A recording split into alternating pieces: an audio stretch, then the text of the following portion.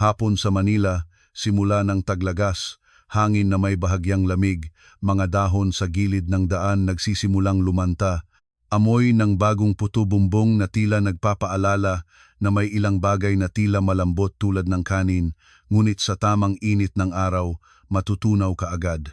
Ang pangalan ko ay Ana Bautista, 28 taong gulang, project manager sa isang dayuhang kumpanya dito sa Maynila. Ang trabaho ko ay puno ng pressure, kailangan laging malinaw ang lahat. Malinaw ang timeline, malinaw ang responsibilidad, malinaw ang hangganan. May mga nagsasabi na masyadong matigas ang ugali ko, na ang babae dapat ay malambot para maging mapayapa ang tahanan. Ngunit palagi akong naniniwala na ang paggalang sa matanda ay para sa maayos na pamumuhay ng lahat, hindi para gamitin ng iba bilang dahilan para pabukurin ang ulo mo. Nasa lumang apartment kami sa Sampaloc, malapit sa mataas na paaralan na pinag-aralan ko. Si Tatay Andres ay isang guro na nagretiro na. Si Nanay Cora ay guro rin. Dalawa silang nagtirhan ng maayos hindi mayaman, ngunit palaging malinis at maayos ang bahay. Palagi ring sinasabi ni Tatay na kahit mahirap, huwag nang ihirap pa ang dangal. Si Nanay naman ay mas malambot, lagi niyang ipinapaalala na ang salitang maganda ay hindi nagagastos, kaya mag-ingat sa pagsasalita. Salamat sa kanilang pagtuturo. Lumaki akong disiplinado ngunit hindi naman manhid sa damdamin. Alam kong gumalang, pero alam ko ring pangalagaan ang sarili dahil ang hindi kailanman nagpapadala ay hindi kailanman nababangga. 2 taon ko nang kasama si Baste pangaraw-araw na programmer, tahimik at banayad. Ang uri ng lalaki na kapag mahal na mahal ka, gagawin niya kaysa magsalita pa. Naalala ko ang unang beses na nagkita kami sa isang inuman ng mga kaibigan, umuulan, nakalimutan kong magdala ng payong. Hindi siya nagsalita, nang marami lumipat lang siya sa tabi ko at tinakpan ako ng kanyang payong habang tumatawid kami sa baha. Naisip ko noon, mabait itong tao. Minsan ang kabutihan ay hindi nasa mga salita kundi sa maliliit na gawa araw-araw. Ang pagmamahalan namin ni Baste ay hindi parang pelikula na puro puso at selfie.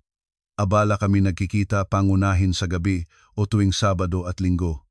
Ako'y mahilig sa chicken adobo, siya naman sa kare-kare. Minsan kapag tamad, bibili kami ng siumay sa kanto, uupo at mag-uusap habang tumataas ang usok mula sa mainit na pagkain. Naniniwala pa rin akong basta't nagkakasundo ang dalawa, magiging maayos ang lahat hanggang isang gabi, isang linggo bago ang aming kasunduan, habang tinatype ko pa ang plano para sa bagong proyekto, naktext si Basta, Biyernes na lang. Bisitahin na ng pamilya mo ang pamilya ko sa isang restaurant para sa maliit na ceremony ng engagement ha, babe. Nabasa ko ito at natuwa matagal na naming pinag-usapan ito. Hinihintay lang na magkasundo ang dalawang pamilya. Tumawag agad ako. Medyo paos ang boses niya. Handa ka na ba? Bukas na lang ako pupunta sa inyo para bumili ng regalo para sa kanila. Natawa ako. Kahit ano pang regalo, basta maayos. Simpleng pamilya lang kami basta masaya ang dalawang panig. Nag-oo lang si Baste ng sandali, tapos bulong na parang may natatakot na makarinig. Malambot kang makipag-usap kay nanay ha, babe. Medyo mahirap siya kausapin. Natigilan ako. Mahirap salitang lagi niyang ginagamit tuwing binabanggit ang kanyang ina. Sa tuwing tatanungin ko kung ano ang ibig sabihin, tatawid-usap lamang. Mahirap paano, Baste? May kailangan ba akong malaman bago kami magkita? Tahimik sa kabilang linya sandali tapos mahinang tawa. Wala namang kaso. Si nanay ko lang ay mahilig mag-alala ng maaga. Hayaan mo na ako. Binaba ko ang telepono at hindi ko maiwasang maingat. Ang lalaking laging nagsasabing, hayaan mo na ako. Minsan ito ay nagbibigay ng pakiramdam na protektado ka. Ngunit minsan, ang hayaan mo na ako ay parang kurtina na tinatakpan ang mga bagay na dapat sabihin ng maaga. Nakita ako ni nanay na nakaupo at nagmumuni-muni. Anong meron, anak? Ikinuwento ko ng maikli. Ibinaba ni nanay ang kanyang tasa ng basi, mababa ang boses. Tingnan mong mabuti ang pamilya ng lalaki, anak. Ang pag-aasawa ay panghabambuhay, huwag pabuyong ng pagmamahal mo. Lumabas si tatay mula sa silid, narinig ang ilan, at isang linya lang ang sinabi niya, "Hindi ang anak ko para pagtrato rin ng sinuman.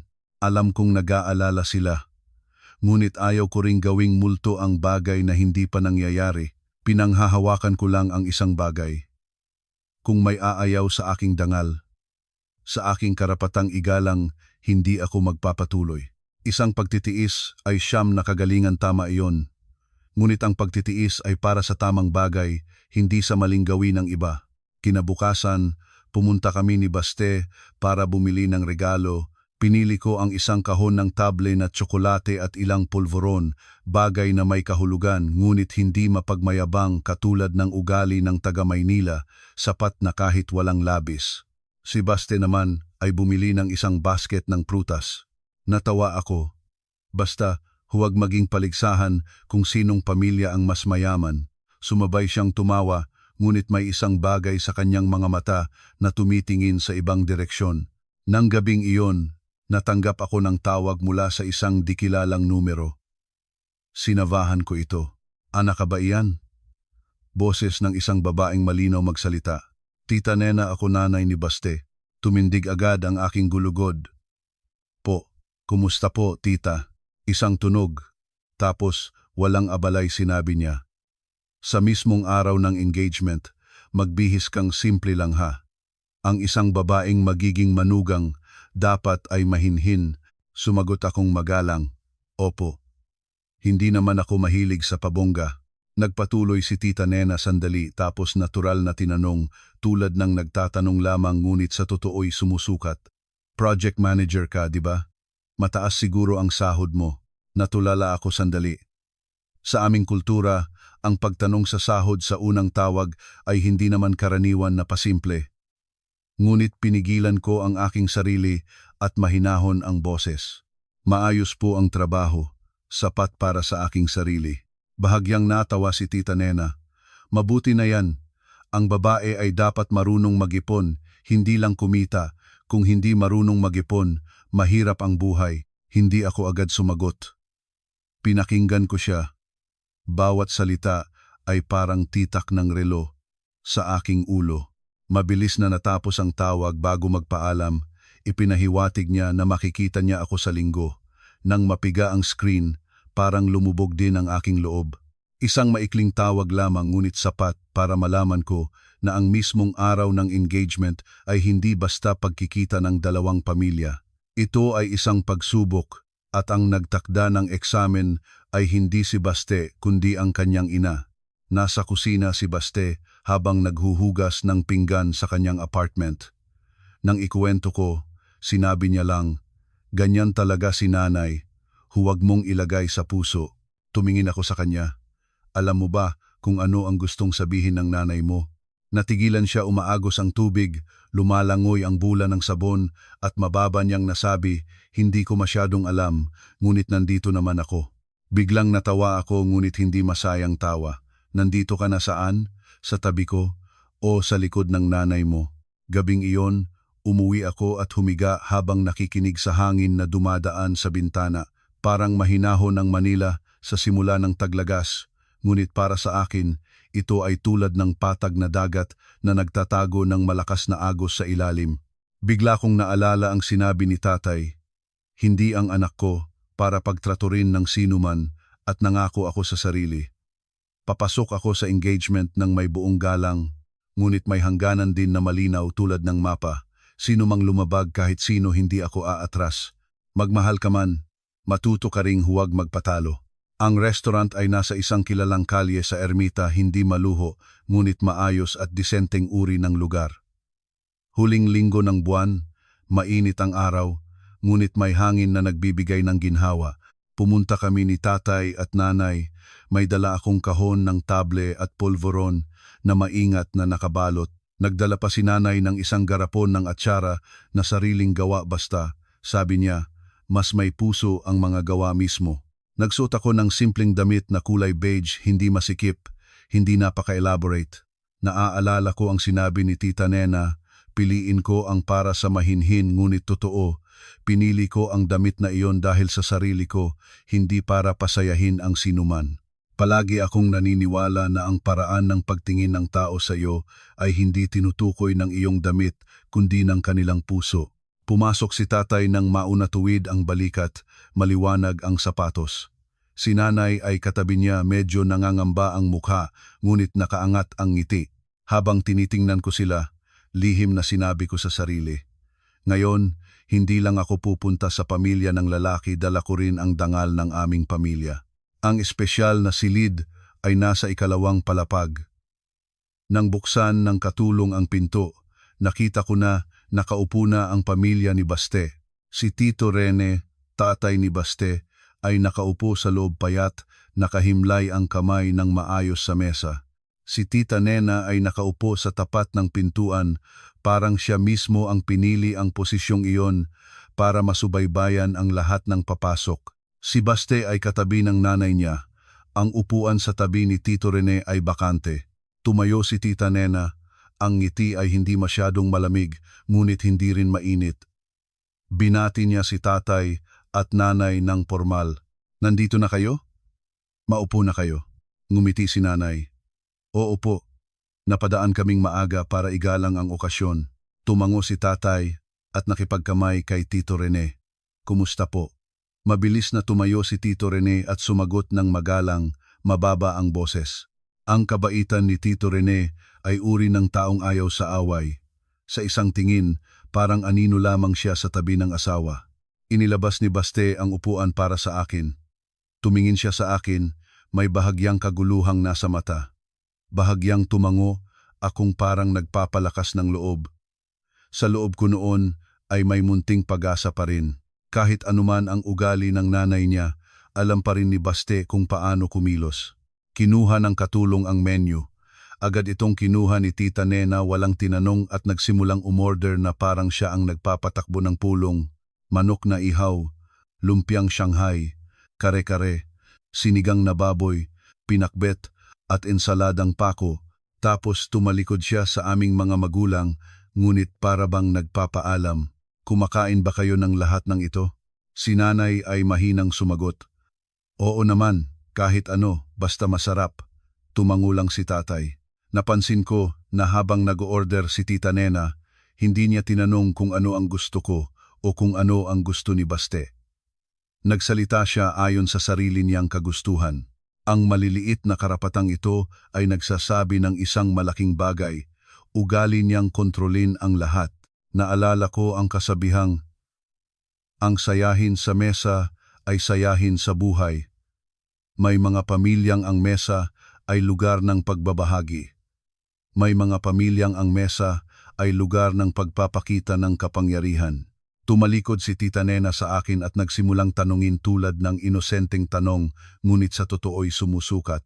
Abala ka siguro sa project manager na trabaho mo, no? Nagalang ako. Opo, marami pong gawain, ngunit sanay na po ako. Mabuti na yan. Uminom siya ng tubig.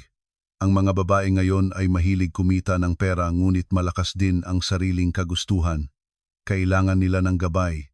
Naramdaman ko ang salitang sariling kagustuhan na parang maliit na karayom na dumampi sa aking balat. Ngumiti lang ako at hindi sumagot agad. Si tatay ay tumingin ng diretso sa kanya, ngunit tahimik pa rin.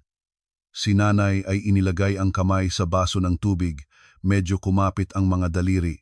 Nagpatuloy si Tita Nena.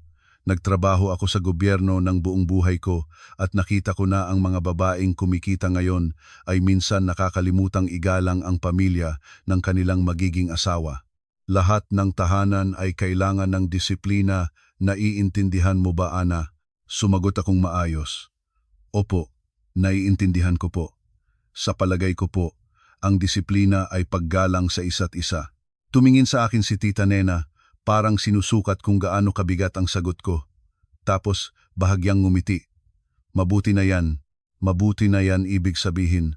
Ang ibang sagot ay hindi mabuti. Nagsimula ako nang makita ang mga patakaran ng laro, ngunit pinigilan ko ang sarili. Hindi ko gustong mahirapan ang aking mga magulang. Sa okasyong tulad nito, kung nagalit ako, masisisi ang pamilya namin na walang galang. Hindi ko ibibigay sa kanila ang dahilang iyon. Dumating ang pagkain, ang manok ay mabango. Ang lumpiang Shanghai ay gintong-ginto, ang sinigang ay mainit at mabango. Karaniwan ay masaya akong kumain ngunit ngayon parang tungkulin na lang ito. Nagtitipon-tipon ng ulam para kay nanay habang nagmamasid ako. Si Baste ay halos hindi nagsasalita, paminsan-minsan lang siya tumawa, kasabay ng nanay niya o sumagot ng isa o dalawang salita kapag tinanong ng aking mga magulang tungkol sa trabaho. Tinanong ko siya, "May bagong proyekto ka ba?" Tumingin sa akin si Baste, tapos sa nanay niya, tapos mabilis na sumagot, "Oo, basta normal lang." Napansin ko na sa bawat beses na gustong magsalita ng mahaba si Baste, lumilinga-linga ang mga mata niya kay Tita Nena, parang may nakatanim na kampana sa ulo na nagpapaalaala, maraming salita ay kasalanan. Si Tito Rene naman ay nagtatangkang panatilihing magiliw ang simboryo. Tinanong niya si tatay tungkol sa mga nakaraang taon ng pagtuturo, tinanong si nanay tungkol sa aming lumang apartment. Ngunit sa bawat beses na gustong tumawa ng malakas si Tito Rene, nagsingit si Tita Nena ng isang salitang nagpapalamig ng simboryo. Nang inilabas ang halo-halo para sa dessert, biglang bumukas ang pinto, isang binatang matangkad ang pumasok, suot simpleng polo. Yumuko siya ng magalang. "Kumusta po, Tito, Tita? Kumusta po kayo?" Nagulat ng bahagya ang aking mga magulang, ngunit ngumiti rin sila at sumagot. Nagtingin si Tita Nena sa kanya boses na hindi mabigat, ngunit hindi rin magaan. "Ngayon ka pa dumating?" Ngumiti ang binatang ito ng mahinahon. "Paumanhin po, may kagyat na trabaho sa opisina." Agad kong nahulaan ito ay si Baste Jr., tinatawag na BJ, kapatid na lalaki ni Baste. Pinili ni BJ na maupo sa tabi ni Tito Rene. Bago umupo, tumingin siya sa akin at bahagyang yumuko. "Ate Ana." Iyon ay nagpapalakas ng loob. Hindi ito uri ng kumikilala sa akin bilang magiging hipag na dapat purihin, ito ay natural na paggalang. Hindi gaanong nagsalita si BJ, kumain siya ng mahinahon, paminsan-minsang naglagay ng ulam para kay Tito Rene at tinanong ang aking mga magulang ng ilang simpleng katanungang may tamang sukat. Narinig ko pong nagturo si tatay ng buong buhay, malaking respeto ko po doon. Ang mga guro ang pundasyon ng lipunan. Hindi gaanong magpuri si tatay, ngunit nang marinig iyon, tumango siya. Trabaho rin iyan na may pagod, ngunit basta matino ang buhay ay sapat na. Ngumiti si BJ at nagsabi ng tiyo ang bata. Isang pangungusap na parang walang kahulugan, ngunit nakita kong nagpahinga ng bahagya si nanay. Naiintindihan ko si BJ, sinisikap niyang dalhin ang usapan sa ligtas na lugar, ang galang, ang mga guro, ang maayos na pamumuhay, mga bagay na kung tutukuyin ng sino man ay magiging walang kagandahang loob sila. Pinili niya ang tamang landas. Nakaupo si Tita Nena sa harap, hindi nagkomento, uminom lamang ng kape at ibinaba ang tasa. Kahit ang paglagay ng tasa ay may sariling patakaran, banayad ngunit matatag, parang paglagay ng tuldok. Napansin ko na tumingin si Tita Nena kay BJ ng ilang beses, uri ng tingin sa isang taong nagsasalita nang hindi muna humingi ng pahintulot. Alam ito ni BJ, ngunit patuloy siyang nagsalita, maingat lamang ang salita, hindi direktang sumasalungat. Nang may nagdala ng mainit na kape, mabilis na tumayo si BJ at hiniling na ibigay ito sa kanya. "Hahayaan ko pong iserve ko ito." Nilagyan niya ng kape si tatay at nanay muna, tapos si Tito Rene at Tita Nena, at sa huli si Baste. Ang pagkakasunod-sunod na iyon ay tulad ng malambot na paalala, ngayon, bisita ang pamilya ng babae at dapat igalang. Nakita ni Baste ang ginawa ng kapatid niya, medyo lumuwag ang kanyang mukha. Alam ko ang pakiramdam iyon. Sa isang tahanan na lagi kang nakatanaw sa mukha ng iisang tao, sapat na ang may tumayo sa tabi mo para huminga ka ng mas malaya. Pagkatapos ilagay ang kape, umupo muli si BJ, hindi niya inangkin ang usapan. Tinanong niya ako ng isang ordinaryong tanong para bigyan ako ng lugar para huminga sa dumaraming tiyak na simboryo. "Ate, sa trabaho mo na project management, maraming mahirap na sitwasyon, no?" Sumagot akong sapat. "Meron, BJ, pero sanay na. Kapag mahirap, inaayos ko ayon sa prinsipyo." Tumango si BJ. "Ang prinsipyo ay maganda kung wala, madaling manlinlang." Narinig ko ang salitang manlinlang at parang may sinabi siyang pabor sa akin nang hindi direkta. Ngunit hindi siya tumingin sa akin nang matagal lumingon siya kay Tita Nena nang sandali at bumaba ang paningin sa tasa ng kape. Ang paraan niyang umiwas sa direktang tingin ay nagpaalam sa akin na gustong suportahan ni BJ ang tama, ngunit alam niya ang limitasyon ng kanyang kaligtasan sa tahanan. Kung masyadong malinaw ang suporta niya sa akin, magiging dahilan ito para mapahiya ang kanyang ina mismo sa hapagkainan. Nang dumating ang kape at inumin ng lahat, ibinaba ni Tita Nena ang tasa ng maingat, ngunit ang tunog ng tasa na tumama sa platito ay parang maliit na martilyo. Tumingin siya sa aking mga magulang muna, tapos diretso sa akin mabagal, malinaw ang boses, wala nang patuloy sa palibot. Alam kong dito na ang tunay na agenda. Inayos ko ang aking gulugod, inilagay ang kamay sa hita ko para itago ang bahagyang lamig ng aking mga palad. Sa isipan ko ay biglang lumabas ang sinabi ni nanay, ang matalinong tao ay natututo sa bawat araw. Natatakot akong mahal na ang matututunan ko ngayon. Nakaupo si Baste katabi ko, bahagyang yumuko ang balikat. Si BJ ay tahimik, ngunit hindi naganap na walang malasakit. Umaaligid ang usok ng mainit na kape at naintindihan ko na hindi lamang ito galing sa mainit na tubig kundi mula sa isang bagyo na malapit nang sumabog sa gitna ng engagement na ito. Nang sarado na ang pinto ng espesyal na silid, naputol ang ingay mula sa labas. Bago ko pa naisip ang susunod na pangyayari, inilagay ko sa aking isip ang mga pinagsabihan ni nanay, ang tubig na mahinahon ay makapipigil sa apoy.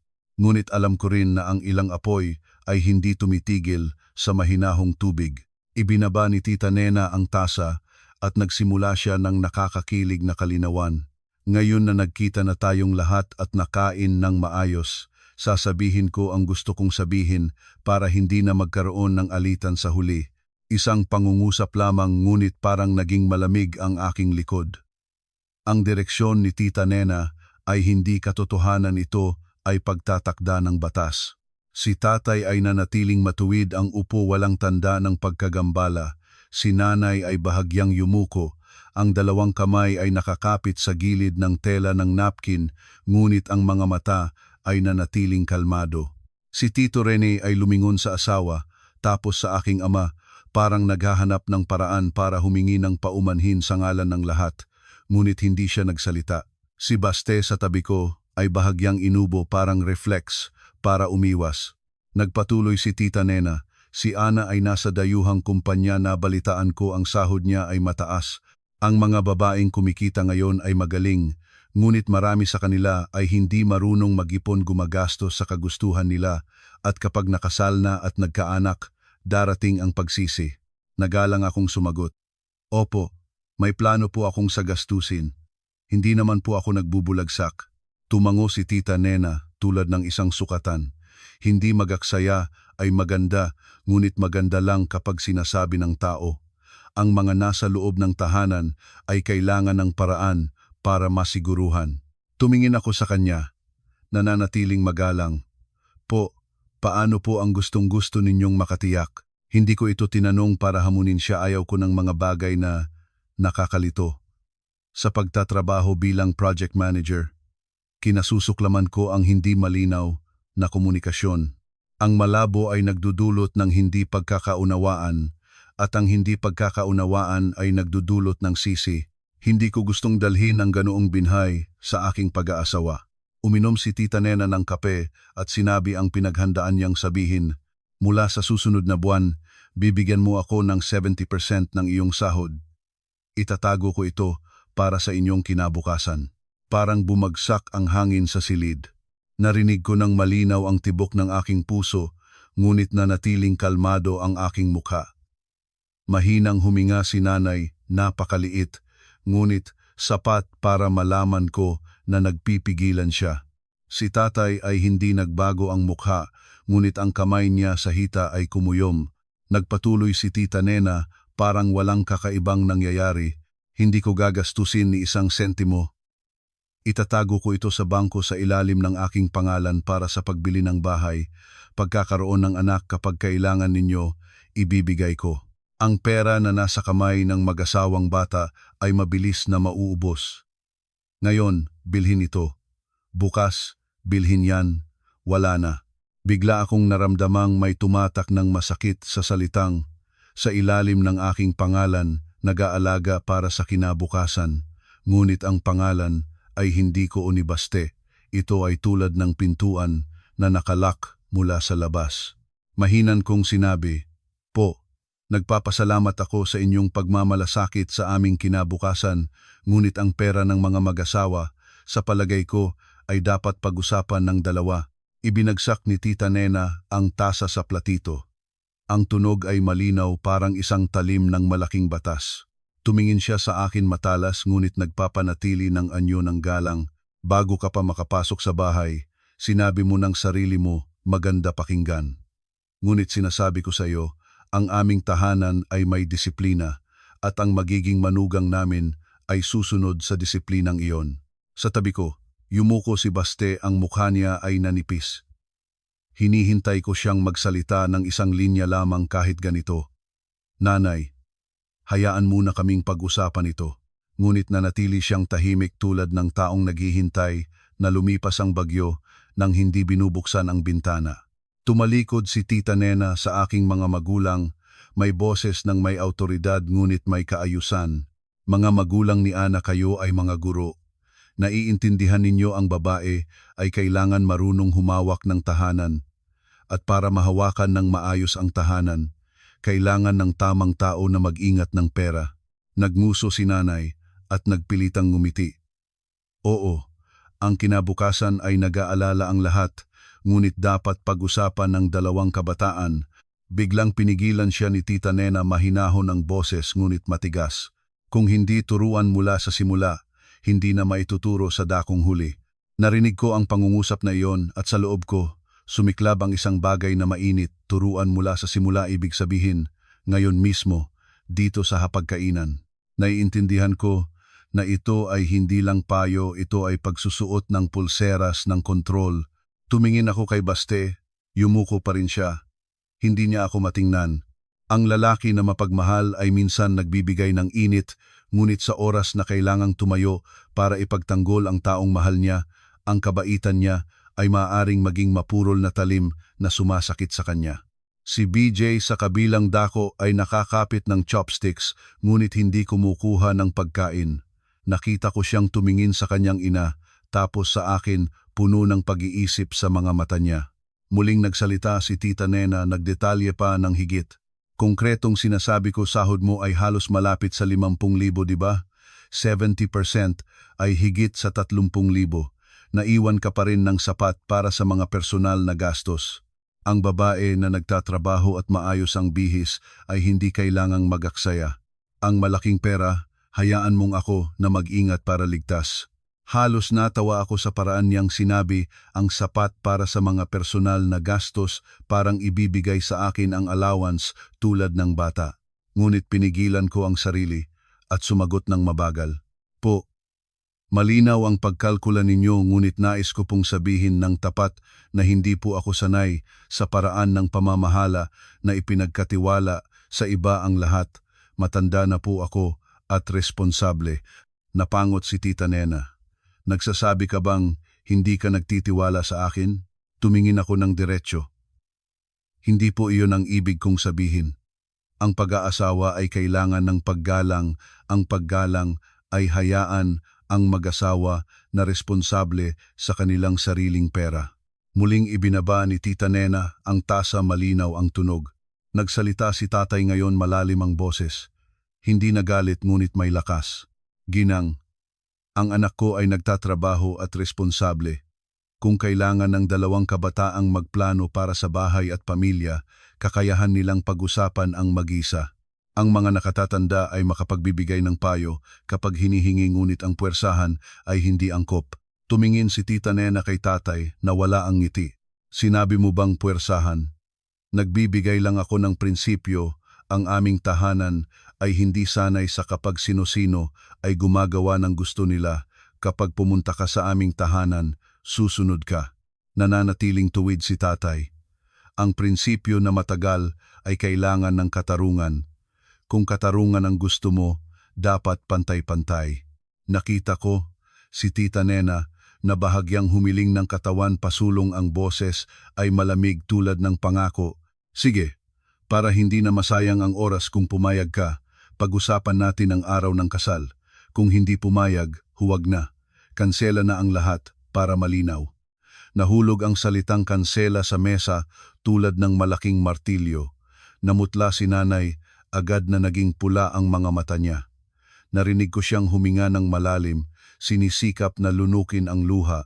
Naligalig si Tito Rene, gumagalaw ang kanyang labi, ngunit nanatiling tahimik. Nanginig si Baste, kumuyom ang kamay niya sa ilalim ng mesa, ngunit hindi pa rin siya nagsalita. Bigla kong naintindihan ang ultimatong iyon ay para sa akin, ngunit para din kay Baste. Ipinakikita ni Tita Nena ang kanyang kapangyarihan sa harap ng lahat. Si BJ ngayon ay bahagyang inilipat ang katawan, napakababa ng boses, ngunit naririnig. Nanay, tungkol sa pera, mas maayos kung pag-usapan muna ni Kuya Baste at ni Ate Ana. Lumingon si Tita Nena, tulad ng talim ng kutsilyo. BJ tahimik. Isang salita lamang. Agad na tumahimik si BJ. Yumuko siya, ngunit nakita ko na namula ang tainga niya sa galit. Sinubukan niyang iligtas, ngunit hindi niya pinahintulutan. Umupo ako nang tahimik sa loob ng ilang segundo. Sa isipan ko, hindi na ito ang 70% ng sahod. Ito ay tungkol sa dangal na inilagay sa timbangan, tungkol sa isang taong gustong magsuot ng kuwintas sa aking leeg sa harapan ng aking mga magulang. Nararamdaman ko ng malinaw na nagpipigilan si tatay, nagpipigilan si nanay. Naintindihan ko na kung magsalita ako ng hindi maingat, ang hapagkainan ay magiging lugar na pahihiyain ang aking mga magulang. Huminga ako ng malalim. Tumingin ako kay Tita Nena, tapos sa aking mga magulang, tapos kay Baste. Nakayuko pa rin siya tulad ng taong umaasa na ibibigay ko ang pagpapaubaya para hindi na siya kailangang pumili. Ang katahimikang iyon ay mas masakit pa sa ultimato. Ibinaba ko ang tasa ng kape, hindi nanginig ang kamay ko, mahinahon ngunit malinaw ang boses. Po, narinig ko na po ang sinabi ninyo. Huminto ako sandali para maintindihan ng lahat na hindi ako nasisindak at hindi nagmamakaawa. Sa loob ko, isang kasabihan ay bumilis tulad ng paalala. Ang matuwid ay walang takot. Hindi ko alam kung anong landas ang pipiliin ko mamaya, ngunit isang bagay ang malinaw sa akin. Hindi ko hahayarang ang sarili kong tatakahin tulad ng isang kalakal sa araw ng sarili kong engagement. Nang sinabi ko ang narinig ko na, bumagsak ang silid sa isang katahimikang parang walang nangangahas huminga, parang hihina lang ang isang kutsara at masisira ang lahat. Nakaupo ng tuwid si Tita Nena, hindi inalis ang mga mata sa akin, parang tinitingnan ang isang bagay na hinihintay ang presyo nito. Namumula ang mga mata ni nanay sa luha, ngunit mahinahon pa rin.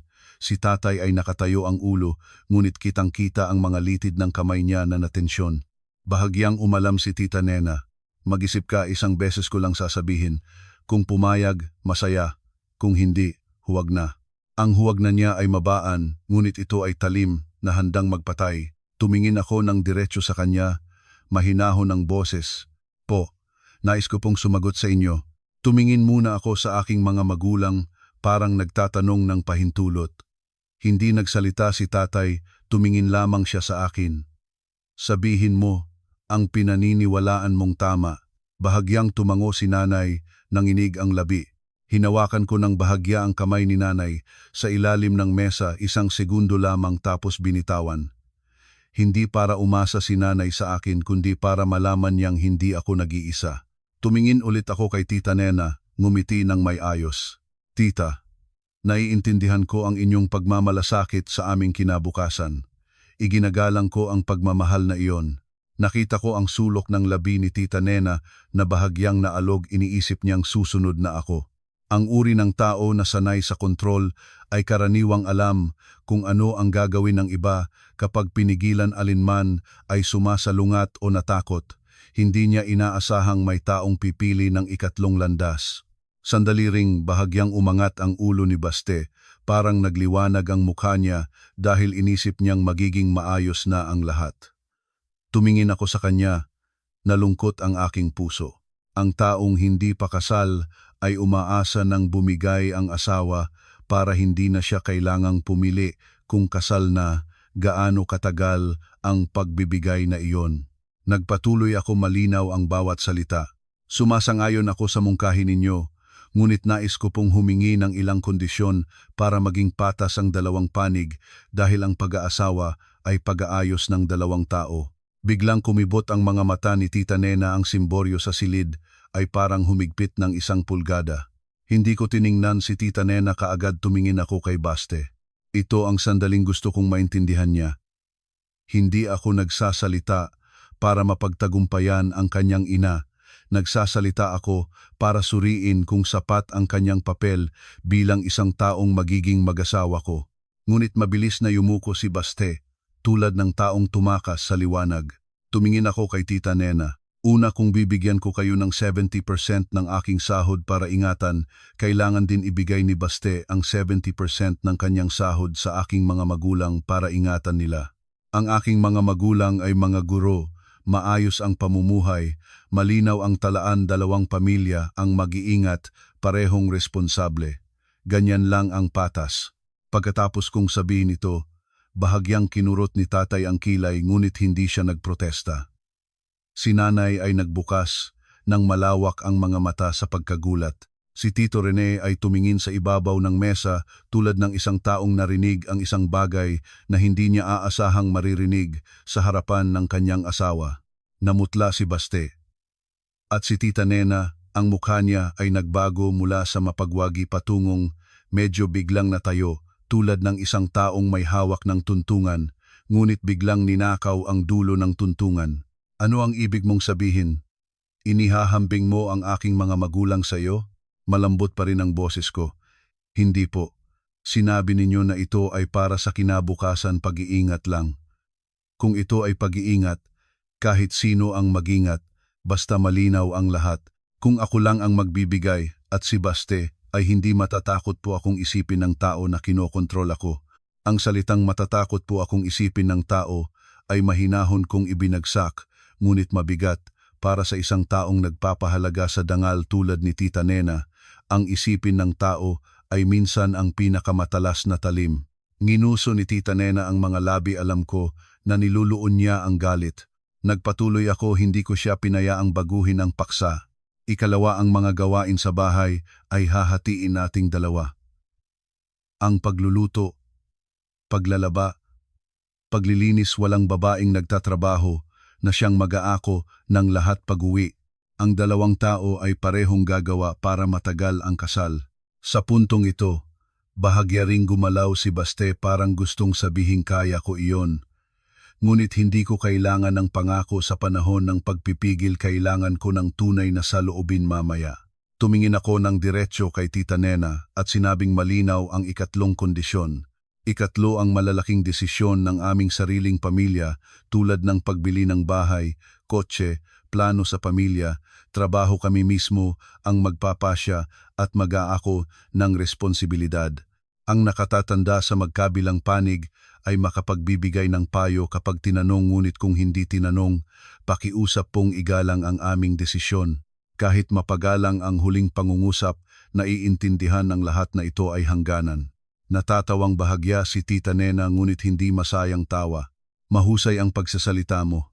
Ngunit wala ka pang papel sa aming tahanan, hindi ka pa pumasok, ngunit nagtatakda ka na ng mga kondisyon. Sumagot ako kaagad, hindi ko inupuan ang salitang wala ka pang papel na tumama sa aking mga magulang. Totoo po na wala pa akong papel, kaya nga dapat malinaw ang lahat mula sa simula para pagpasok na ay walang salungatan. Pinakanatakot ko ang mga bagay na hindi malinaw. Sandali ring gumalaw si BJ, nakita kong gusto niyang magsalita, ngunit lumingon si Tita Nena at isang anggulo ng kanyang mukha ay tulad ng karayom na nagpigil sa kanya. Agad na tahimik si BJ, kumuyom ang kamay niya at binukas muli. Hindi siya nakatulong sa salita, ngunit naintindihan ko ang suporta sa katahimikang pinilit. Mahinahon na inubo si Tito Rene. Hayaan nating maging mabait ang usapan. Tumingin si Tita Nena sa asawa, hindi malakas, ngunit matigas tulad ng bakal. Tito, tahimik ka. Hayaan mo akong magsalita. Yumuko si Tito Rene muli. Sa sandaling iyon, naintindihan ko kung bakit naging ganito si Baste. Ang isang lalaking lumaki sa ilalim ng bubungan ng asawang palaging nagpapasya ang anak na lalaki ay matututo na ang katahimikan ay kaligtasan. Muling tumingin si Tita Nena sa akin, unti-unting naging malamig ang boses. Alam mo ba ang kahulugan ng maging manugang? Ang ibig sabihin ay marunong sa itaas at sa ibaba, marunong sumunod sa nakatatanda. Mahinahon ang boses ko ngunit malinaw. Opo, alam ko ang kahulugan, ngunit nais ko pong ipaliwanag na ang pagsunod ay naiiba sa pagkontrol. Nais ko pong maging manugang sa pamamagitan ng paggalang. Sa sandaling iyon, hindi na kayang pigilin ni nanay umagos ang luha. Naglagay si tatay ng kamay sa balikat ni nanay, mahinahon lamang, ngunit sapat para hindi tumigas si nanay sa salita. Naramdaman ko na maiipit ang aking lalamunan, ngunit nilunok ko ito pababa. Hindi ko papayagang mahina sa sandaling ito. Tinanaw ako ni Tita Nena nang matagal, tapos nang mabagal ay sinabi ang bawat salita. Sige, magaling ka, ngunit ang aming tahanan ay hindi angkop sa uri ng manugang na nagtatalo ng lohika. Kung hindi ka susunod sa prinsipyo ng aming tahanan, huwag na, kansela na, para hindi na masayang ang oras. Narinig ko muli ang salitang kansela, ngunit ngayon, hindi na ako natatakot. Nakita ko na ang tunay na layunin ni Tita Nena, hindi niya kailangan ang kasal para sa anak niya. Kailangan niya ng isang tao na papasok sa kanyang mundo para patuloy niyang makontrol ang lahat. Tumingin ako kay Baste sa huling pagkakataon, hindi pa rin siya tumingin sa akin. Yumuko ang kanyang likod, parang umaasa na kusang loob akong magbibigay daan para hindi na siya kailangang pumili. Sa sandaling iyon, naintindihan ko ang isang mapait na katotohanan: kung susuko ako ngayon, magsusuko ako magpakailanman, hanggang sa wala nang maiwan sa akin na sarili kong tinitingnan sa salamin. Itinuwid ko ang aking ulo, tumingin nang diretso kay Tita Nena, mahinahon ang boses ngunit tiyak. Tita, malinaw na po ang inyong sinabi. Malinaw din po ang akin. Kayo at ang inyong pamilya ang magpapasya. Hindi ako nagmakaawa, hindi ako nakipagtalo, hindi ako umiyak. Umupo lamang akong tuwid tulad ng isang taong natapos nang ilagay ang kanyang hangganan. Sa silid, walang nagsalita pa, ngunit sa sandaling iyon, naintindihan ko na ang engagement na ito ay hindi na isang pagtitipon, ngunit isang paghaharap sa pagitan ng kapangyarihan at pagpapahalaga sa sarili. Nang matapos ang aking mga salita, nahulog ang silid sa isang kahirap-pigilan na katahimikan, tulad ng maingat na inaabot na lubid na hindi mo alam kung kailan masisira. Matagal na tiningnan ni Tita Nena ang aking buhok, balikat, at kamay ko sa gilid ng mesa, tulad ng naghahanap ng puwang para lusutan. Si Baste sa tabi ko ay namutla. Hindi siya tumingin sa akin ni sa kanyang ina, tumingin siya sa baso ng kape tulad ng tumingin ng tao sa isang hukay na hindi niya alam kung kailan mababaw. Bahagya akong naawa, ngunit awa ng uri na naawa, ngunit hindi pwedeng iabot ang kamay. Mahinahon na nagsalita si Tito Rene, halos sa sarili niya. Hayaan muna nating pag-isipan. Hindi lumingon si Tita Nena, bahagyang inuso lamang ang labi. Pag-isipan para saan? Para makalikha siya ng mas maraming kondisyon pag-uwi. Ang salitang siya na ginamit ni Tita Nena ay nagpagulat ng bahagya sa nanay. Nakita ko siyang naglagay ng kamay sa dibdib tulad ng napush sa isang masakit na lugar. Si tatay, malinaw ang boses, mababa ngunit matikas. Ginang, maaari kang hindi pumayag, ngunit wala kang karapatang manginsulto. Ang aking anak ay hindi kalakal na ipagtatawad-tawad, hindi rin siya kasambahay na ipapasok sa inyong tahanan para kontrolin mula sa sahod hanggang sa bawat hininga. Sa sandaling iyon, parang tumigil ang buong silid. Ang mga salitang kalakal at kontrolin ay tumpak na tumpak sa lahat ng pinigilan ko mula pa sa simula, at nang sabihin ng aking ama, ito ay naging pasya ng pagpapahalaga sa tao, hindi basta pag-aaway. Nabalisa si Tito Rene. Sige na, kalmado muna tayo. Pag-usapan ng mahinahon, ngunit kinuha na ni Tita Nena ang kanyang bag at tumayo, na mumula ang mukha, nagningning ang mga mata. Hindi na kailangan pang pag-usapan. Kansela na ang lahat. Para saan ang engagement na ganito? Tapos tumalikod siya at naglakad papabuksan ang pinto. Agad na tumayo si Baste parang reflex. Nanay-nanay, nagmadali siyang sumunod sa kanyang ina, halos nabangga sa mesa. Umupo akong naninigas. Parang may pumisil sa puso ko. Hindi dahil sa takot na makansela ang engagement, kundi dahil sa malinaw na katotohanan iyon. Sa sandaling pinakamahalagang pagpili, pinili niya ang kanyang ina, iniwanan ako sa harapan ng aking mga magulang, sa harapan ng lahat. Tumayo rin si BJ ngunit hindi pa nakalakad ng isang hakbang, sigaw na ni Tita Nena pabalik sa kanya, BJ, tumayo ka doon. Huminto si BJ, kumuyom ang magkabilang kamay, tumingin siya sa kapatid niya, tapos sa aking mga magulang, puno ng pagkabigo at kawalang lakas sa mga mata. Yumuko si BJ ng malalim. Kuya, ate, humihingi po ako ng paumanhin sa ngalan namin. Isang simpleng paghingi ng paumanhin lamang, ngunit narinig ko ang kabutihang natira sa gitna ng pagguho. Bumukas ang pinto ng espesyal na silid tapos nagsara. Ang mga yabag sa labas ay lumayo ng dahan-dahan. Sa loob ng silid, kami na lamang ang natira at isang mesa ng hindi palamig na pagkain, ngunit naging lamig na ang puso ng lahat. Inilayo ko ang kamay ko para aliwin si nanay, naramdaman ko ang panginginig ng kanyang balikat. Si tatay ay nakatayo roon, humihinga ng malalim, ngunit hindi inililayo ang mata sa pintong kakantsela lang. Hindi ako umiyak. Naramdaman ko lamang na sa isipan ko ay biglang lumabas ang isang kasabihan. Ang ginto ay subok sa apoy. Pala, hindi ang 70% ng sahod ang pagsubok sa akin kundi kung papayag akong yumukod para makuha ang kasalan o hindi. At ang pagsubok kay Baste kung sapat ang tapang niya na tumayo para sa taong sinasabi niyang mahal niya. Hindi ko na matandaan kung paano ako lumabas sa espesyal na silid. Naaalala ko lamang na nang lumabas kami sa koridor, ang dilaw na liwanag ng restaurant ay nakakalat sa makintab na sahig, kasing linis na hindi na natural, kasing linis na malamig na. Ang mga bisita sa labas ay patuloy na nagtatawanan, nagpapakuha ng litrato, nagbibigay ng magagandang salita. Habang ako ay parang nataon sa di tamang okasyon ng ibang tao, isang taong lumakad ng maling direksyon.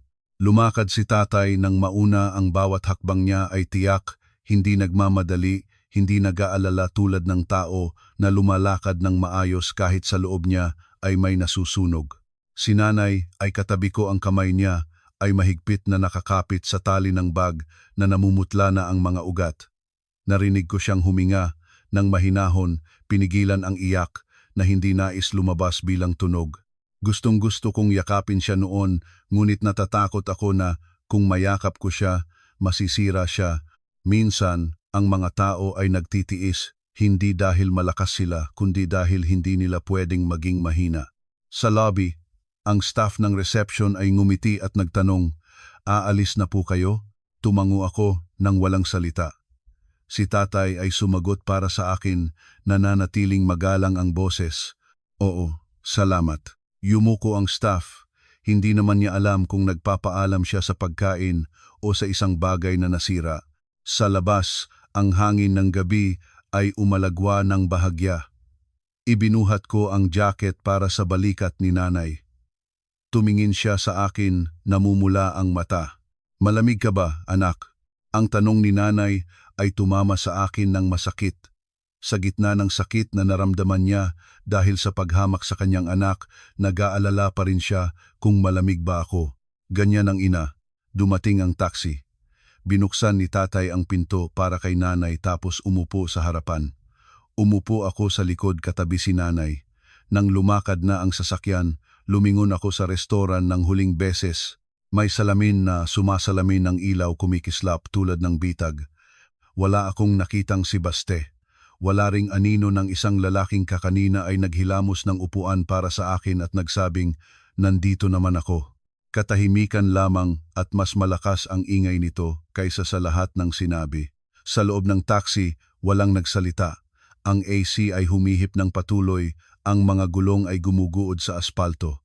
Tumingin ako sa labas ilaw ng Maynila, mga tao na kumakain, naglalakad, nagtatawanan, Patuloy ang lungsod, para bang walang nangyari sa aming kwento. Bawat isa ay may sariling buhay, tama iyon, ngunit ang pakiramdam ko noon ay tulad ng itinulak mula sa isang bangka at malayo na ang dalampasigan. Hindi na nakapigil si nanay, tahimik na umagos ang luha, isang pares lamang, walang ingay, tuwid lang sa pisngi. Binigyan ko siya ng tisyu, kinuha niya, mabilis na pinunasan ang mukha at lumingon tulad ng takot na makita ng driver. Ganyan ang mga matanda, kahit sa sakit ay pinapanatili ang dignidad. Si tatay sa harapan ay tahimik pa rin.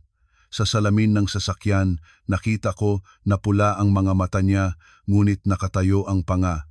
Ang isang lalaking buong buhay na nagtayo sa harap ng klase, ngayon ay umuupo doon, ng tahimik tulad ng bato.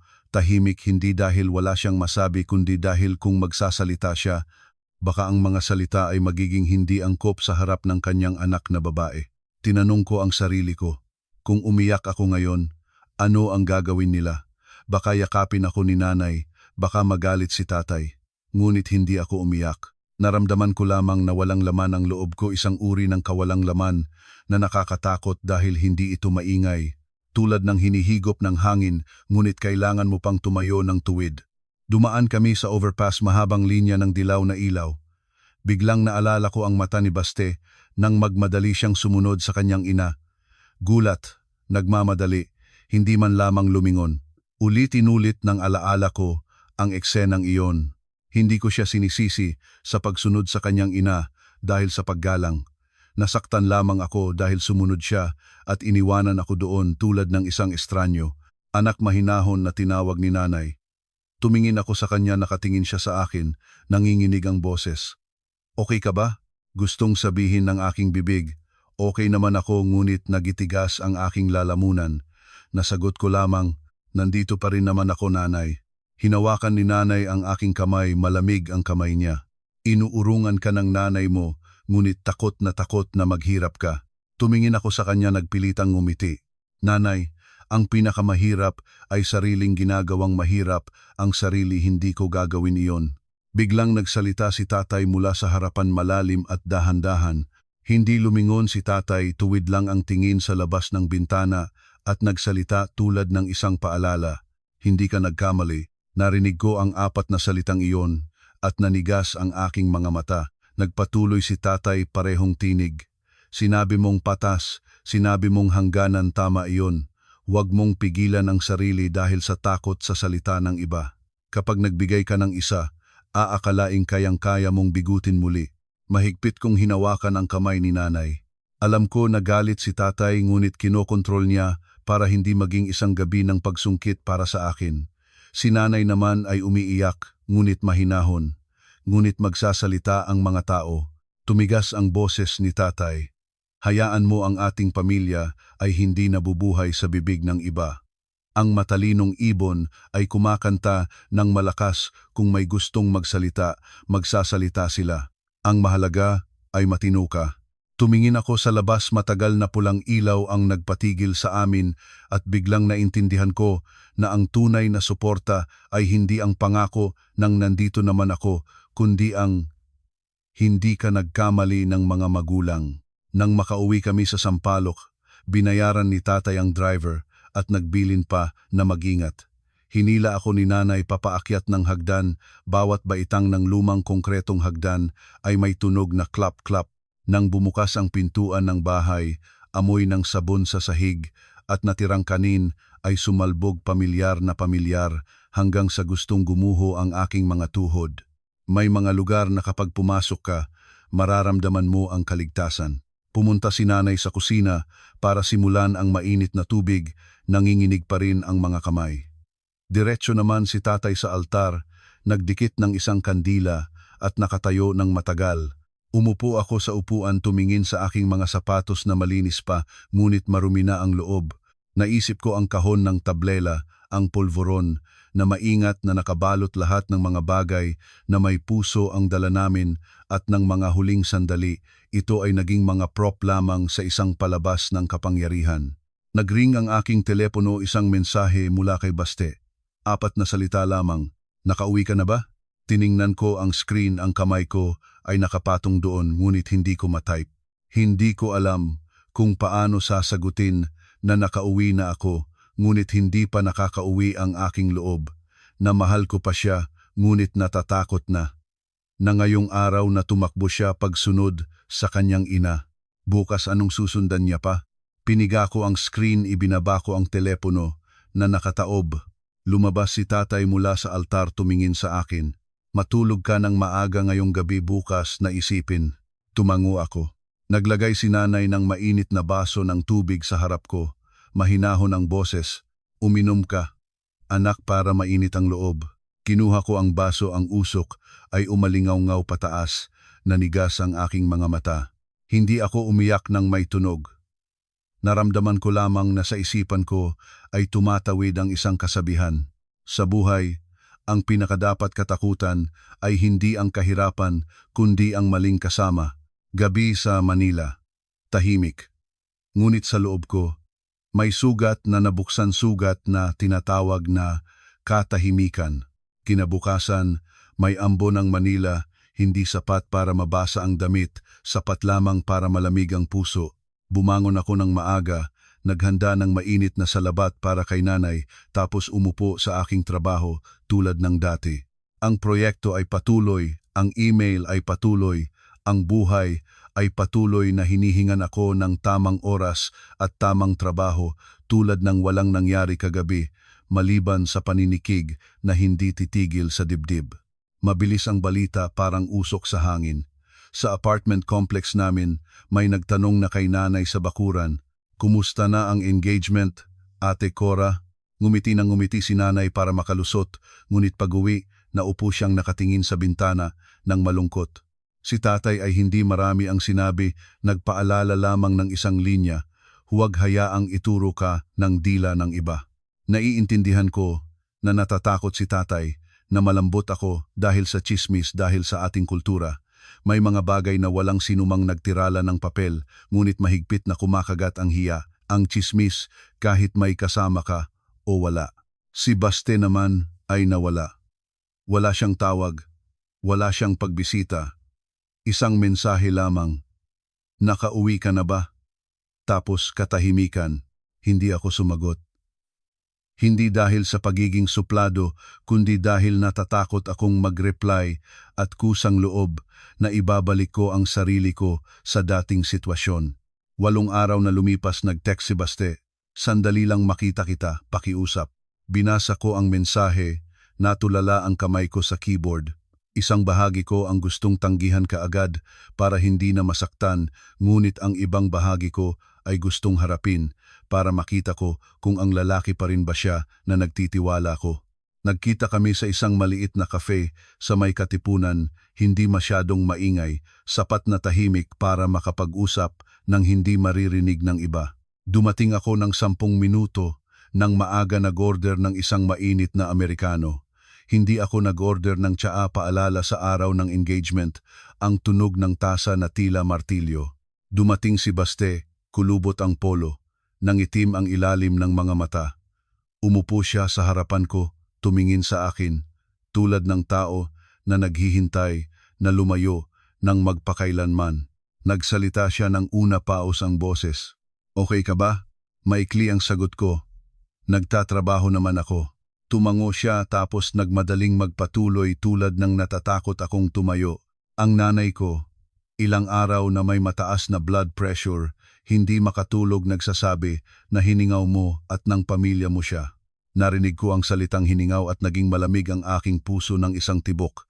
Hindi ko siya ginawang tahimik, pinayagan kong matapos ang kanyang sasabihin, dahil ang mga tao ay pinakamalinaw kapag inaakala nilang hawak nila ang katwiran. Yumuko si Baste, nagkakapit ang mga kamay. "Alam ko na masyadong malakas ang nanay ko, ngunit kaya mo bang sumukuan sandali para maging maayos kahit ilang buwan lang, tapos unti-unti na nating harapin?" Tumingin ako sa kanya, dahan-dahang nagtanong, "Anong ibig mong sabihin na sumukuan?"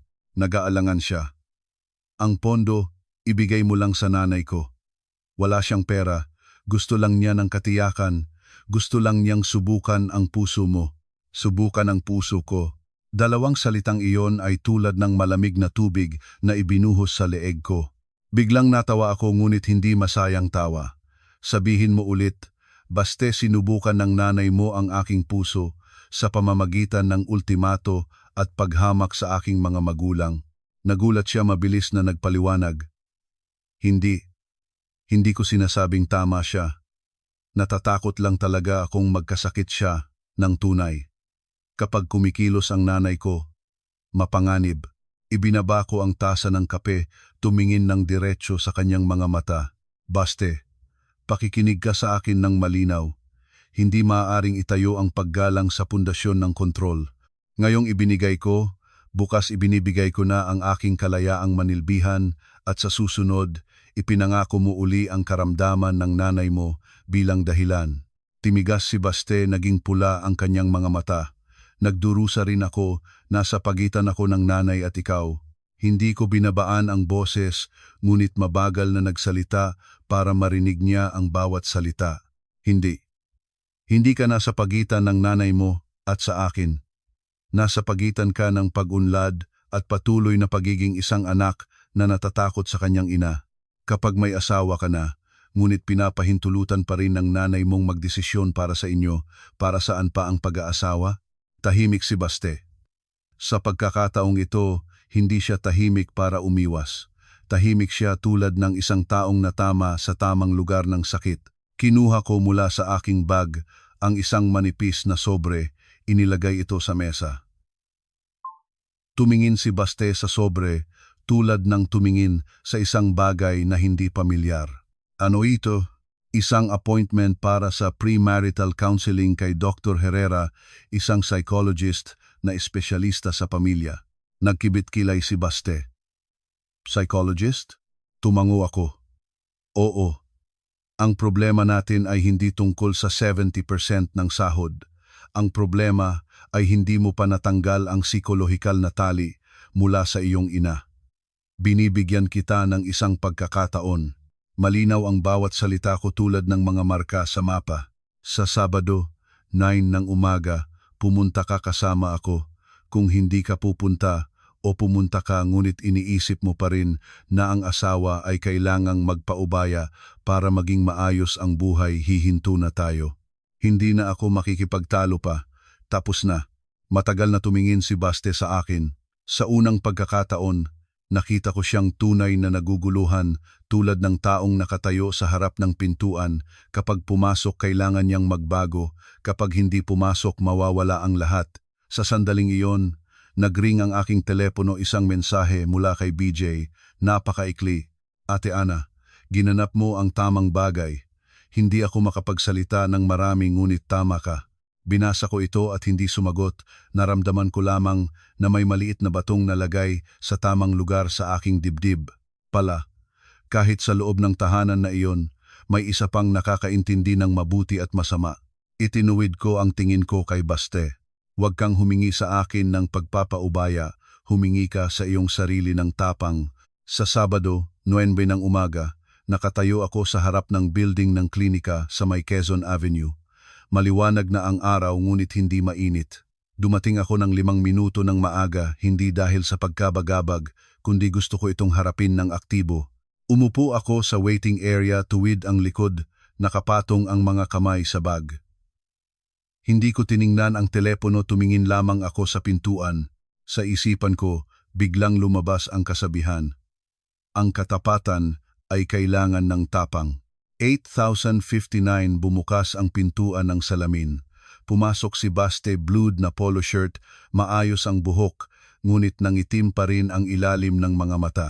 Nakita niya ako, huminto sandali tapos lumapit, mahinahon ang boses. Nandito na ako. Tumango ako. Oo, wala na akong dagdag. Hindi ko siya pinuri. Hindi ko gustong isipin niya na ang pagdating niya ay isang pabor. Ito ay minimum na responsibilidad ng taong gusto pumasok sa pag-aasawa. Umupo si Baste katabi ko. Narinig kong huminga siya ng malalim. Kailangan ko pang nagsisinungaling sa nanay ko. Sinabi ko na nagpupunta ako sa kliyente. Kapag nalaman niya, mag-iingay siya. Tumingin ako sa kanya. Nakarating ka na rito, harapin mo na ang nalalabi. Hindi sumagot si Baste. ngunit gumalaw ang lalamunan niya tulad ng nalulong. Sa tapat ng niwe, tinawag kami ng staff papasok. Maliwanag ang consultation room, isang sofa, mga aklat sa estante, ilang maliit na halaman. Si Dr. Herrera ay nasa labas ng 40 taon, mahinahon ang boses, tuwid ang tingin ngunit hindi nakakakilig. Inimbitahan kami ng doktor na maupo at nagsalita ng malinaw mula sa simula. Ngayon, hindi tayo naghahanap ng sino ang tama at sino ang mali. Naghahanap tayo ng mekanismong nagtatali sa inyong dalawa at kung gusto ninyong siyasatin ito. Bahagyang yumukong si Baste. Umupo akong tuwid ngunit hindi naman tigas. Alam ko na kung gagawin ko itong korte, mag-uusap lang ulit si Baste sa katahimikan. Nagtanong ang doktor. Sino sa inyo ang naghangad na pumunta rito? Sagot ko ay maikli. Ako ang nagmungkahi. Agad ding nagsalita si Baste, tulad ng natatakot isipin ng doktor na pinilit siya. Ngunit gusto ko rin pumunta, ayaw kong mawala si Ana. Tumango ang doktor. Sige, ang lalaki muna, bakit mahirap para sa inyo na humarap sa inyong ina? Tahimik si Baste ng ilang segundo tapos nagsalita paos tulad ng isang pagamin. Natatakot po ako. Hindi nagmadaling magtanong ang doktor kung saan huminto lang ng sandali para lumakad si Baste sa kanyang sariling landas. Huminga si Baste ng mabilis. Natatakot akong magkasakit ang nanay. Umiyak siya, sasabihing walang utang na loob ako. Nagtanong ang doktor, mula pagkabata hanggang ngayon, kapag sumalungat ka sa gusto ng nanay mo, ano ang karaniwang nangyayari? Bahagyang natawa, nang mapait si Baste, bumaba ang tingin. Inaiwasan niya ako umiiyak, hindi kumakain. Isang beses sinabi niya na papatayin na lang niya ang sarili para masaya ako. Narinig ko iyon at humigpit ang aking dibdib, hindi sa pagkaawa kundi dahil naintindihan ko. Sa isipan ni Baste, ang pagsalungat sa ina ay katumbas ng pagpatay sa kanya. Isang talagang mapanganib na psikolohikal na bitag. Humiling ang doktor, pasulong mahinahon ngunit matahimik. Nakita mo ba na ito ay isang paraan ng pagkontrol sa emosyon? Gumagamit ang nanay mo ng karamdaman at luha para sundin ka, naiiwan kang may pagpipilian, ngunit sa totoo, palagi kang pipili ng iisang direksyon.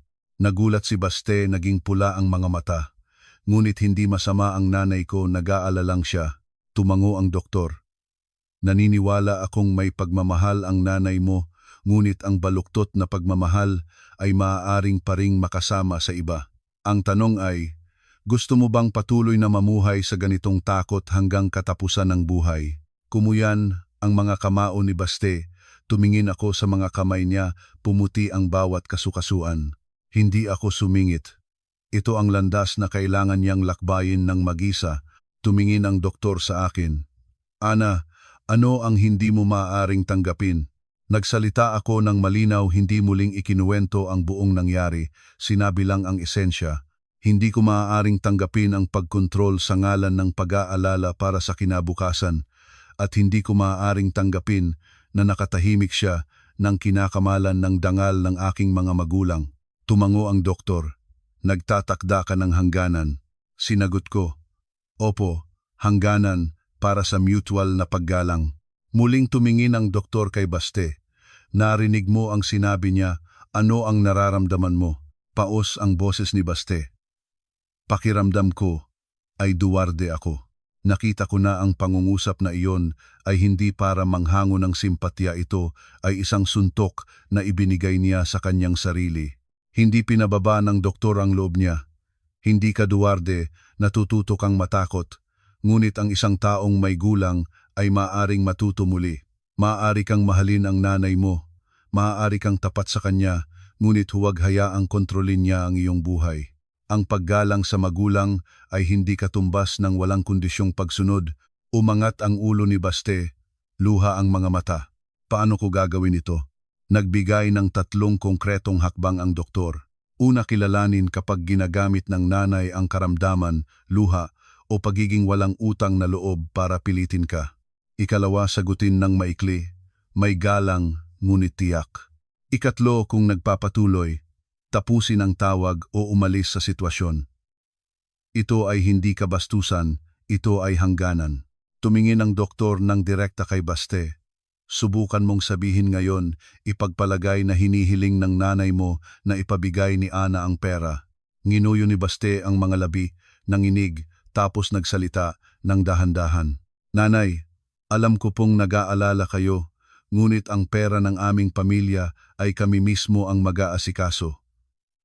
Kung hindi nyo igagalang ang pagpapasya namin, pakiusap pong tapusin muna natin ang usapan. Pagkatapos niyang sabihin ito, huminga siya ng malakas parang tapos lang tumakbo sa matagal na distansya. Hindi ko siya pinuri, tumingin ko lamang sa kanya.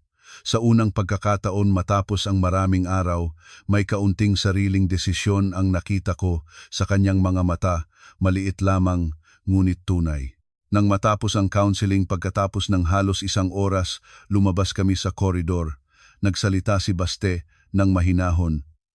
Pakiramdam ko ay may tinatawag na rin sa wastong pangalan ang mga bagay. Sinagot ko, kapag natawag mo ng tama ang mga bagay, malalaman mo na ang landas. Tumango si Baste, bumaba ang tingin sa sapatos. Susubukan ko hindi para masaya ang nanay ko, para hindi ko mawala ang sarili ko at para hindi kita mapasakit. Narinig ko ang pangungusap na iyon, ang loob ko ay hindi pa handang magtiwala ng buo. Ngunit alam ko na ngayon, isa mang bagay ay nagbago. Wala nang hinihingi sa akin si Baste na magpaubaya. Nagsimula na siyang tingnan ang sarili niyang takot. At minsan, sapat na ang tapangin ng tao na tumingin sa kanyang sariling pag-aalala, nag-uumpisang lumuwag na ang tali. 3 araw pagkatapos ng counseling, nagbukas si Baste ng telepono at nagpadala sa akin ng larawan ng kanyang bagong kwarto.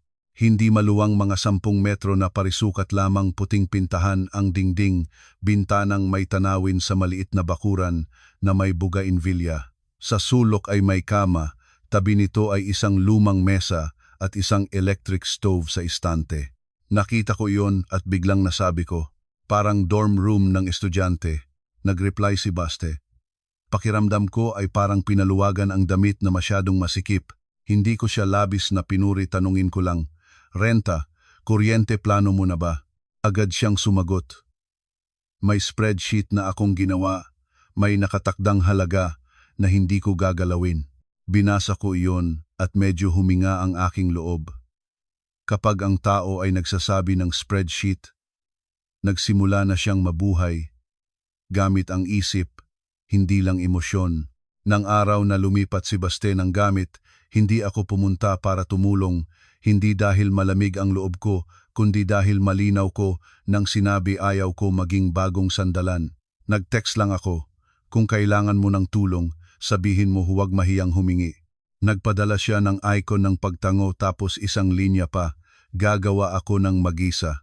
Nang gabing iyon, video call siya, ang screen ay nagpakita ng magulo, mga bag na nakabukas, mga damit na nagsabog, kumot pa'y nakagulo pa. Nakatayo siya sa gitna ng silid gulo, ang buhok ngumiti ng tigang, hindi ko alam kung saan magsisimula. Hindi ako nagsermon, nagsalita lang ako, tulad ng project manager na nagbibigay ng trabaho. Magsimula sa maliit, ilagay ang mga damit, alisin ang basura, punasan ang sahig, isang hakbang sa isang pagkakataon. Nagtanong siya, madaling sabihin. No? Sumagot ako. Madali man o mahirap, ang mahalaga ay gawin mo. Ngumiti siya, nag-off ng telepono para gawin talaga. Isang maliit na gawa lamang, ngunit para sa isang taong sanay na sa pamumuno ng iba, ito ang unang pagkakataon na siya mismo ang nagpapasya para sa sarili niya.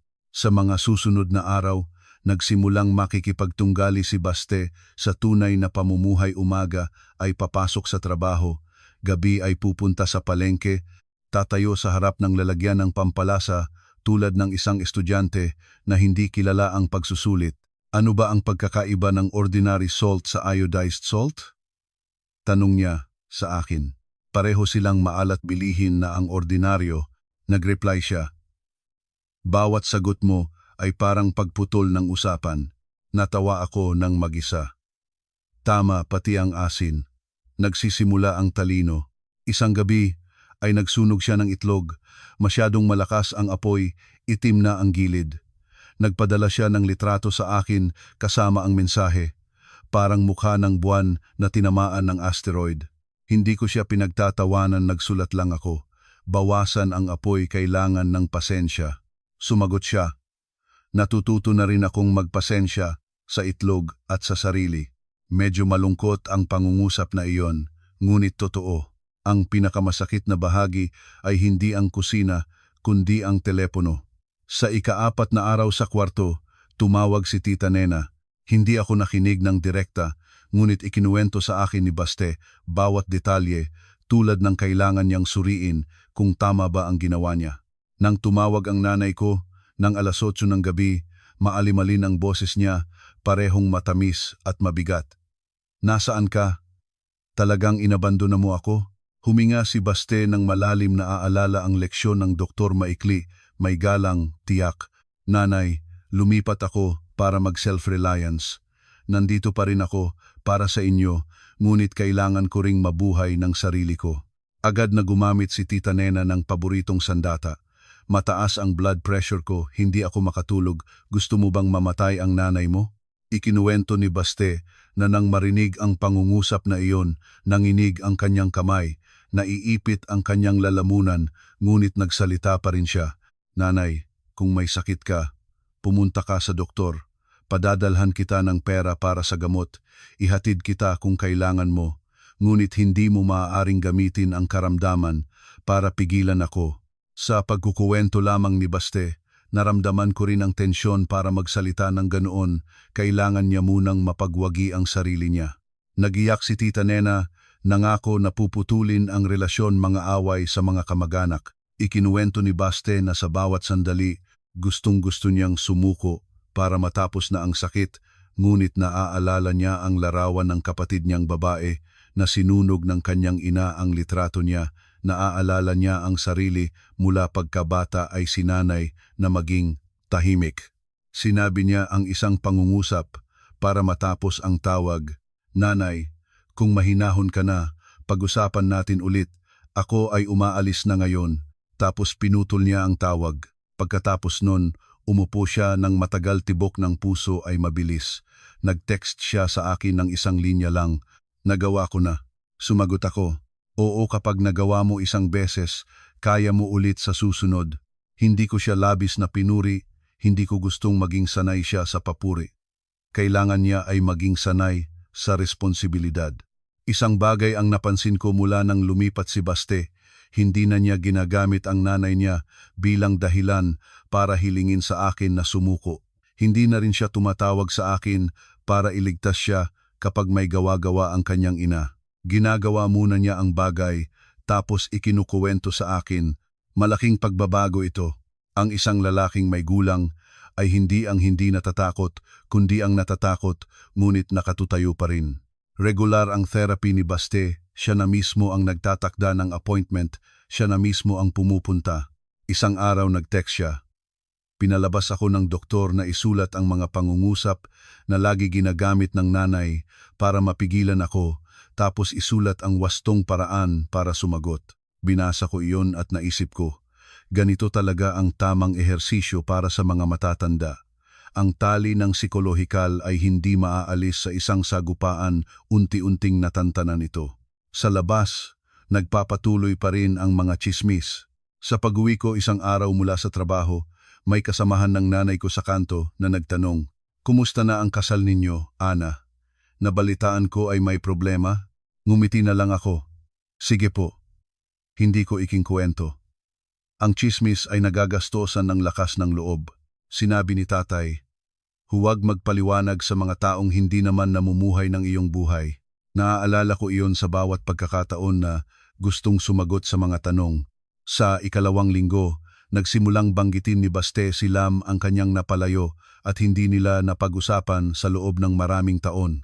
Hindi na ito uri ng tsismis, ito ay isang sugat na nakatago sa ilalim ng maraming taon ng katahimikan. Naisip ko kung noon ay may nagtayo para sa Ate Lam, baka hindi siya umalis. Binasa ko iyon, bumagsak ang aking puso.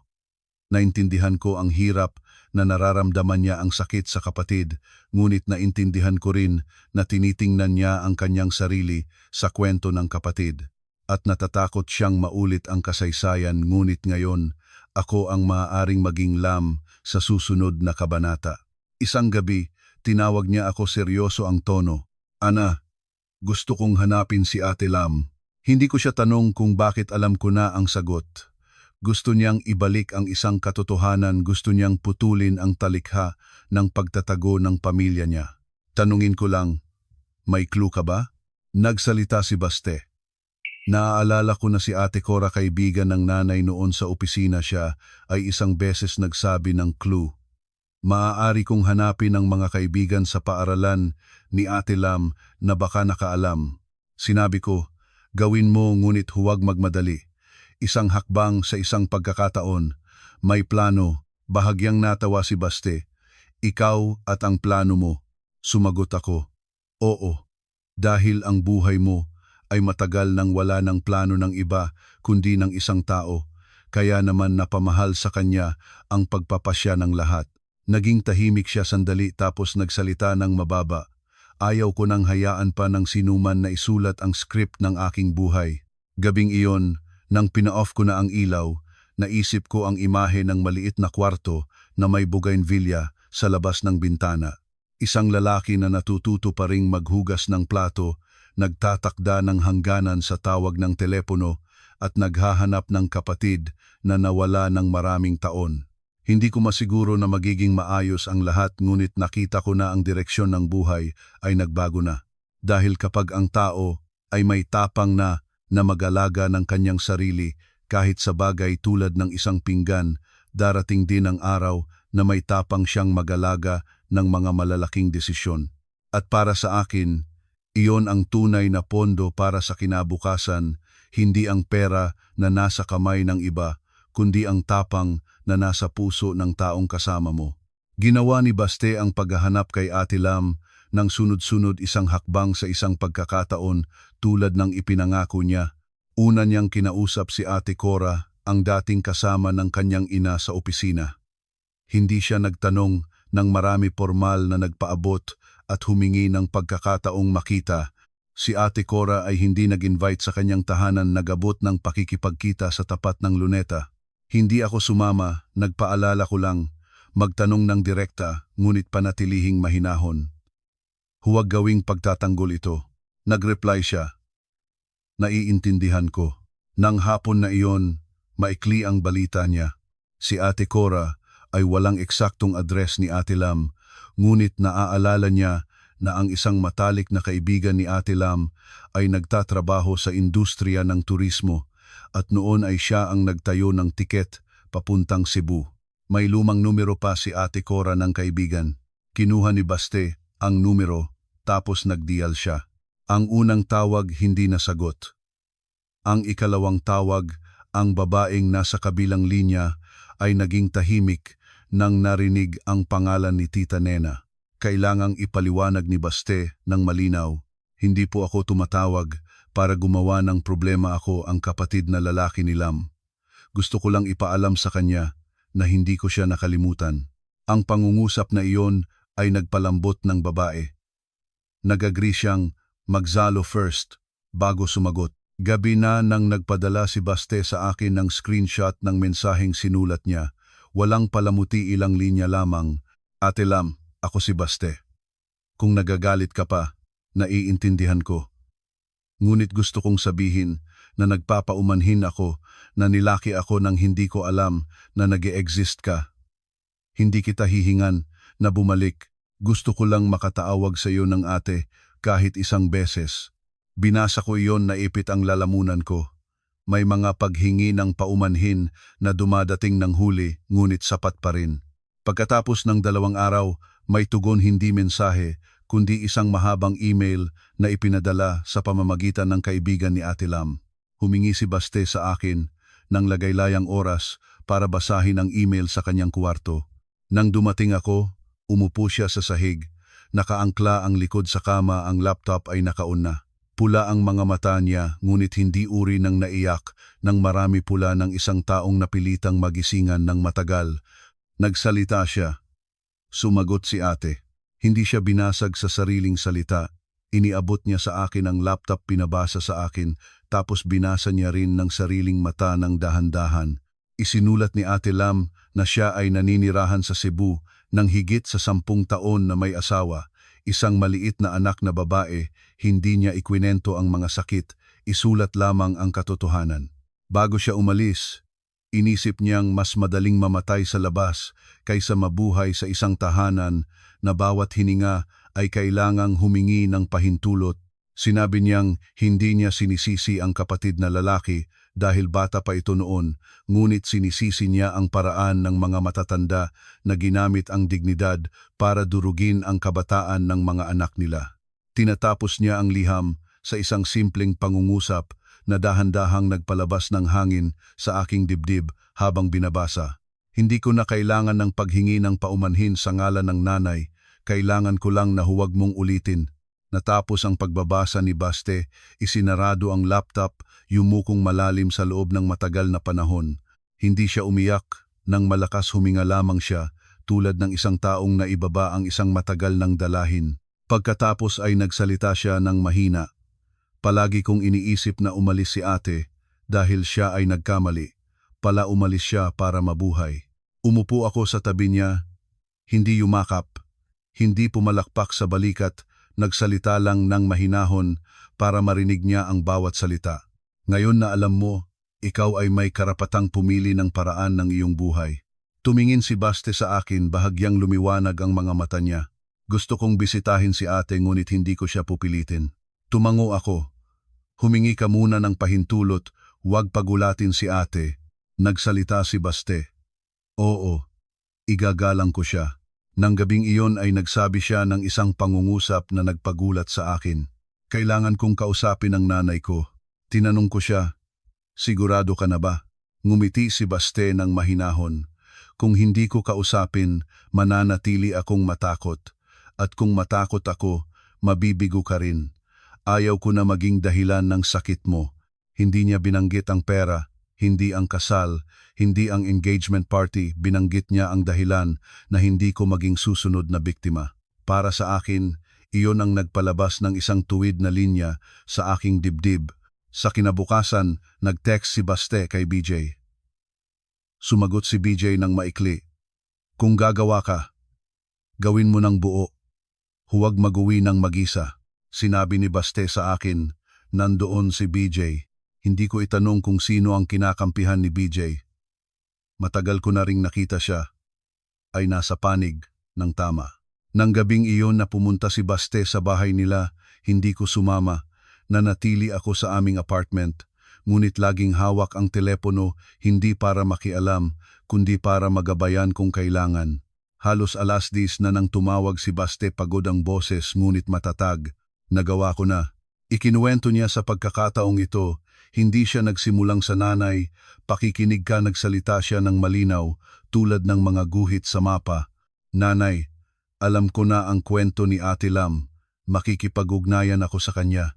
Hindi mo maaaring ipagbawal, hindi ka rin dapat manginsulto kay Ana o sa pamilya niya. Ang pera at buhay ko, ako mismo ang magpapasya. Iyon ang mensahe ko.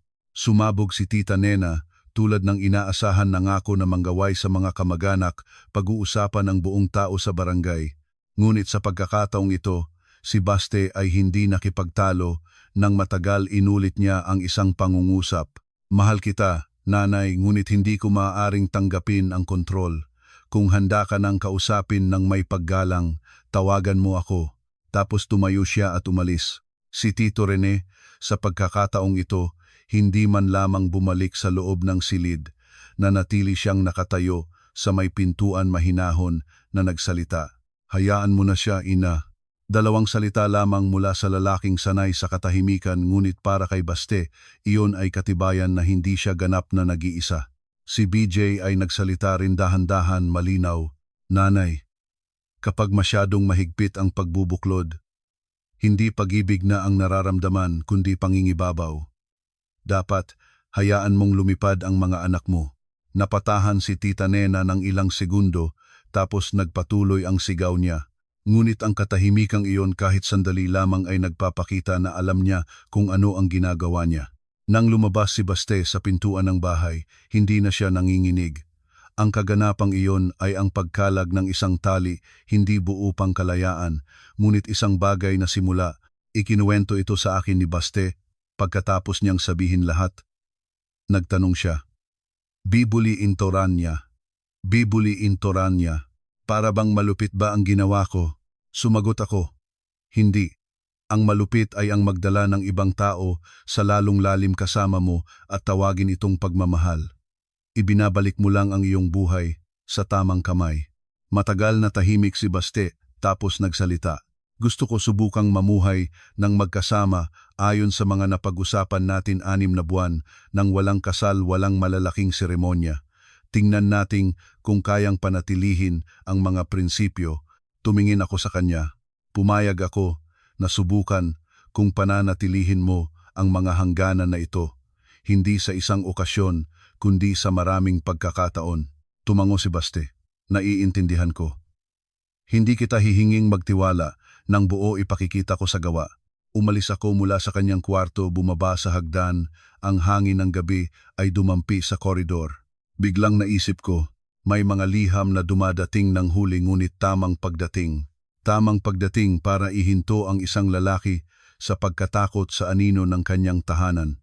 At tamang pagdating para malaman ng isang babae na hindi siya papasok sa pag-aasawa sa pamamagitan ng pagpapaubaya, kundi sa pamamagitan ng malinaw na kasunduan, paggalang, mga hangganan at responsibilidad. 3 araw pagkatapos ng usapan sa bahay, nagpadala si Baste ng isang larawan ng bagong kwarto, mas malinis na, nakaayos ang mga damit, nakasuot ng kulambo ang kama at maliit na halaman sa windowsill. Pagkatapos noon, isang araw ay nagsabi siya, Ana, gusto ko pong imbitahan ang iyong tatay at nanay para sa isang simpleng hapunan dito sa aking kwarto. Hindi grand reunion, gusto ko lang sila makita bilang isang taong talagang nagbabago, hindi lang bilang larawang sinabi nila sa akin. Ikinuwento ko ito sa aking mga magulang. Si nanay ay medyo nag-aalala pa. Baka pag-imbita lang para pasayahin ka. Si tatay ay tumingin sa akin isang sandali tapos nagsalita. Tingnan natin ang gagawin niya, hindi ang sasabihin. Nag-oo ang aking mga magulang. Sa hapon ng Biyernes, pumunta kami ng aking mga magulang. May dala silang ilang prutas mula sa palengke. Si Baste ay nakatayo sa pintuan para salubungin kami maayos ang pagbabati. Kuya, ate, ang tawag niya sa aking mga magulang, natural ang kilos, hindi mapagpaimbabaw. Ang pagkain ay hindi perpekto, medyo maalat ang sabaw, hindi pantay ang pagkakagupit ng manok, ngunit ang halaga ay nasa hindi niya ipinasa ang trabaho sa akin, hindi rin siya umupo at naghintay na pagsilbihan siya. Siya mismo ang nagluto, naghain, at siya mismo ang nagligpit pagkatapos. Tumingin si tatay sa kanya ng sandali tapos nagsalita. Ikaw ay nagbabago, iyon ang mahalaga. Yumuko si Baste ng malalim. Nagpapaumanhin po ako sa naging sakit sa inyo noon sa restaurant. Mula ngayon, kapag may gamalain sa inyo, ako ang haharap. Si nanay ay nanigas na mula ang mga mata. Alam ko na hindi madaling maniwala si nanay agad, ngunit nakita niya ang isang bagay na bihirang makita. Isang lalaking humingi ng tawad nang hindi naghahanap ng dahilan. Nang malapit na ang Pasko, may dumating na kahon mula sa Cebu.